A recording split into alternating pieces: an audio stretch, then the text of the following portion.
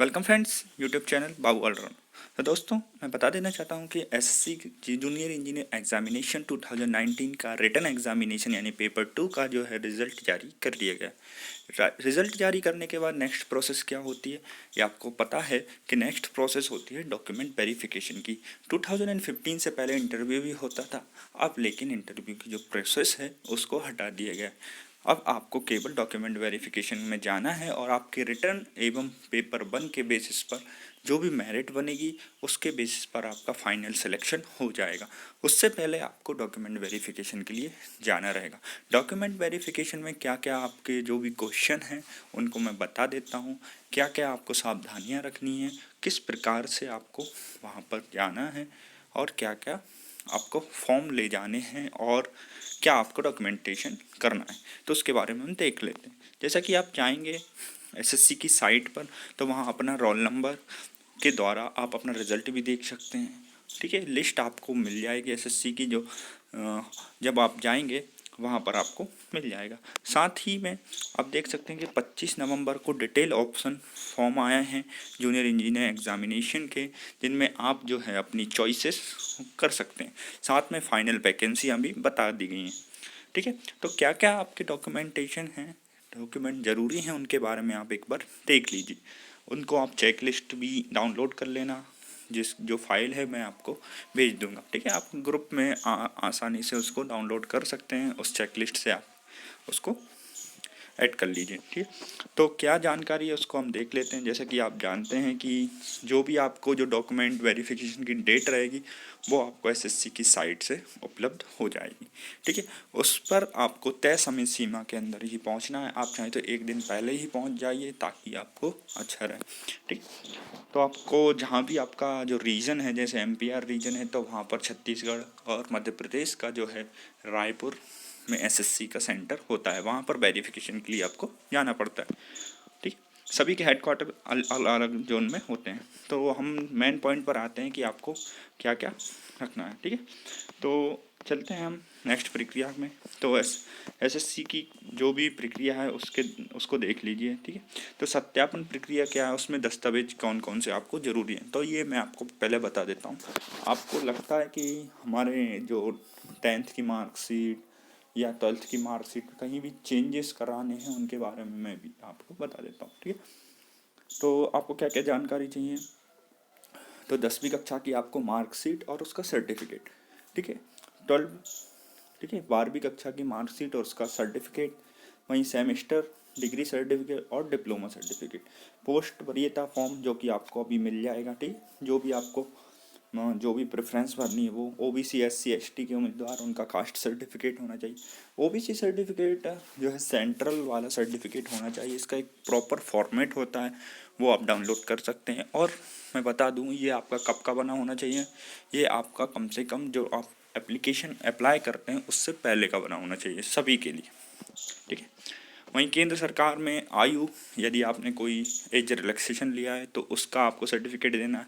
यदि आप ex serviceman हैं, ठीक है, यदि आप किसी प्रकार की इनक्वालिटीज़ रखते हैं, विकलांग सर्टिफिकेट होना चाहिए आपके पास। सत्यापन के लिए जो भी दस्तावेज हैं आपको उनको क्या करना है, उन पे आपको सेल्फ अटेस्टेड लिख देना है और अपने साइन कर देना है। ठीक है, तो 100 प्रमाणित कर देना है। 4 पासपोर्ट फ़ोटो साइज, ठीक है, 2 तो कम से कम होना ही चाहिए। आईडी प्रूफ, ठीक है, आईडी प्रूफ में आप क्या ले सकते हैं, लाइसेंस हुआ आपका, वोटर आईडी या फिर आधार कार्ड। साथ में एक एड्रेस प्रूफ भी ज़रूरी है जो आधार कार्ड में लिखा होता है। ठीक है, यदि आपने 10वीं कक्षा में अपना नाम चेंज कराया है, कोई सरनेम चेंज कराया है, तो उससे रिलेटेड आपको एफिडेविट समझ कर। एफिडेविट क्या होता है, एफिडेविट आप अपने जो है तहसील कार्यालय में जाइए या कोर्ट जाइए, वहाँ पर आप वकील से आसानी से बनवा सकते हैं, जो कि आपको एक स्टाम्प पर बनवाना होता है। तो ये सभी के लिए वैलिड रहेगा, ये चाहे आपकी 10वीं कक्षा में ये नाम मिस्टेक हो गया है या फॉर्म भरते समय या फिर कास्ट सर्टिफिकेट में कोई मिस्टेक हो गई, तो आप उसे इस प्रकार के जो स्वप्रमाणित दस्तावेज हैं वो आप इसको हलफनामे से सबमिट कर सकते हैं। ठीक है, जिसको एफिडेविट बोलते हैं। ठीक है, वहीं क्या क्या ज़रूरी है उसकी प्रक्रिया देख लिए। तो एडमिट कार्ड पर जो भी आपका समय है रोल नंबर के अनुसार आप पहुंच जाइए। ठीक है, कोई भी परेशानी ना हो इसलिए पहले पहुंच जाइए। ठीक है। सभी दस्तावेज ले जाइए, उनको एक बार चेक कर लीजिए। कम से कम 3 या 4 कॉपी में आप जो है सभी दस्तावेजों को ले जाइए, जो लिस्ट मैंने आपको बता दी है। ठीक है। तो आपको वहाँ पर जाएंगे तो आपकी अटेंडेंस ली जाएगी। शायद अभी बायोमेट्रिक अटेंडेंस हो सकती है, तो आपको वो भी ली जाएगी। ठीक है। फिर सभी आपसे क्या रहेंगे, जो भी आपके जो डॉक्यूमेंट हैं वो आपको लाइन वाइज जमाने के लिए बोल देंगे। सीक्वेंस से आप जमा लीजिए। ठीक है। उनको सेल्फ अटेस्टेड कर दीजिए, सभी पर डेट डाल दीजिए।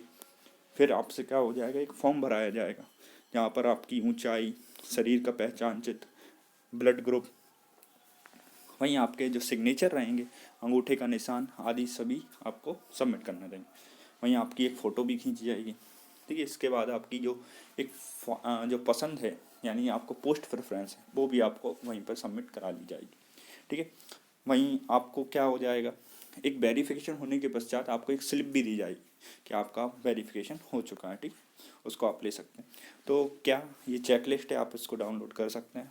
कॉल लेटर, एडमिट कार्ड ले जाइए। ठीक है। 10वीं 10th की मार्कशीट, एजुकेशन के सभी certificate, SC ST OBC certificate, है ना, जो सेंट्रल जो फॉर्मेट है उसके लिए, OBC के लिए। वहीं disability certificate, no objection certificate यदि आप किसी जॉब में हैं, डिस्चार्ज सर्टिफिकेट एक्स सर्विसमैन के लिए। ठीक है। पोस्ट प्रेफरेंस फॉर्म, वहीं ID proof, passport size photograph और फोटो कॉपीज़ जो भी ज़रूरी हैं। ठीक, उनके कम से कम 2 सेट, मैं कहूँगा कि आप 3 या 4 सेट ले जाइए किसी प्रकार की असुविधा से बचने के लिए, क्योंकि सेंटर या हेडक्वार्टर के आसपास कोई कॉपीज़ की दुकान नहीं होती है। तो इसलिए आप अपने दस्तावेज ओरिजिनल भी ले जाइए। ठीक है। जो कि वहाँ पर वेरीफाई होते हैं, उन्हीं को देखकर वेरीफाई होते हैं। ठीक है। ये आपकी पोस्ट प्रेफरेंस चॉइस रहेंगी। तो कौन कौन से डिपार्टमेंट है उसके अनुसार आप भर सकते हैं। जैसे 1 2 3 4 5 वहाँ पर देख लीजिए। सिविल के जैसे कि जूनियर इंजीनियर BRO है, किसी को पहले नंबर पर ही BRO चाहिए तो वो लिख दे। ठीक है। वहीं junior engineer civil central water commission के लिए यदि उनको पहली प्रेफरेंस चाहिए तो डी यहाँ पर लिख सकते हैं। ठीक है। साथ में ये डिक्लेरेशन फॉर्म आपको सबमिट करना रहेगा। ठीक है। सिग्नेचर करना है, कैंडिडेट का नाम, डेट और हेडक्वार्टर, यानी जहाँ पर आप वेरिफिकेशन करने जा रहे हैं वहाँ पर आप प्लेस का नाम लिख दीजिए। जैसे रायपुर है तो वहाँ पर रायपुर लिख दीजिए। तो ये पूरी प्रक्रिया है डॉक्यूमेंट वेरिफिकेशन की। ठीक है। और कोई भी परेशानी हो तो आप कमेंट के माध्यम से पूछ लीजिए, मैं आपको उत्तर ज़रूर दूंगा। ठीक है।